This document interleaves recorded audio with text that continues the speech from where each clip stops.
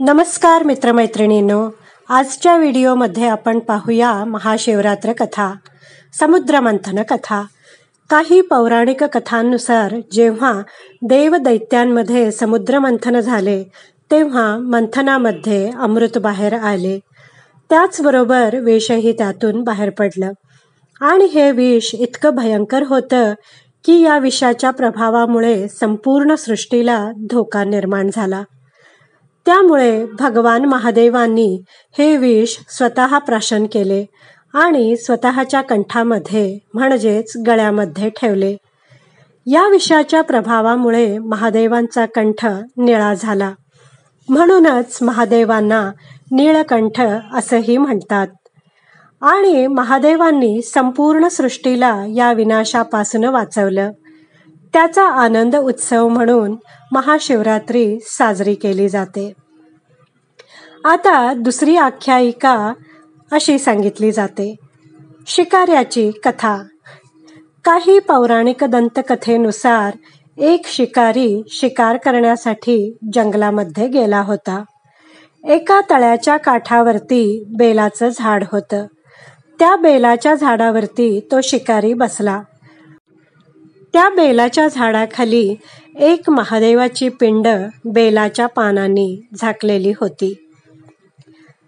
पारधी झाडावर बसला आणि येणारी शिकार नीट दिसावी म्हणून पारधी त्याच्या आजूबाजूची बेलाची पाने तोडून खाली टाकू लागला आणि ती बेलाची पाने नेमकी त्या महादेवाच्या पिंडीवर पडत होती. काही वेळाने एक मादी हरिण पाणी पिण्यासाठी तळ्याच्या काठी आली. तेव्हा पारध्याने तिला बाण मारण्यास घेतला. तेव्हा अचानक ती हरिण त्या पारध्याला म्हणाली की हे पारधी, मी एक गर्भवती हरिणी आहे. जर तू मला मारलंस तर माझ्यासह माझी मुलंही मारली जातील. थोड्याच वेळात माझी प्रसूती होईल. प्रसूती झाली की मी स्वतः तुझ्याकडे येईन आणि तेव्हा तू मला खुशाल मार. तिचं हे बोलणं ऐकून पारध्याला तिची दया आली आणि त्याने तिला सोडून दिलं. ती हरिण प्रसूती झाल्यानंतर परत आली.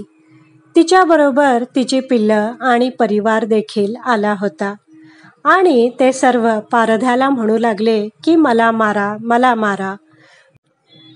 त्यांचं हे एकमेकांबद्दलचं प्रेम पाहून पारध्याला त्याच्या कृत्याबद्दल खूप वाईट वाटू लागलं आणि तेव्हापासून पारध्याने शिकारच करणं सोडून दिलं.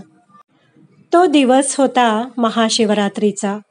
रात्रभर पारध्याला शिकार न मिळाल्यामुळे उपवास घडला आणि बेलाची पानं महादेवाच्या पिंडीवरती पडल्यामुळे महादेवांची पूजासुद्धा झाली. त्याच्याकडून नकळत घडलेल्या या पुण्यामुळे त्याला योग्य गती प्राप्त झाली. तिसरी आख्यायिका ही महादेव आणि पार्वती यांच्या विवाहाच्या कथेबद्दल आहे. काही मान्यतेनुसार या दिवशी भगवान शंकर आणि माता पार्वती यांचा विवाह झाला, म्हणून महादेवांचे भक्त महाशिवरात्री मोठ्या आनंदात साजरी करतात.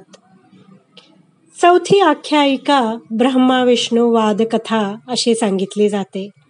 एकदा ब्रह्मदेव आणि विष्णू या दोघांमध्ये सर्वात श्रेष्ठ कोण यावरून भांडण सुरू झालं.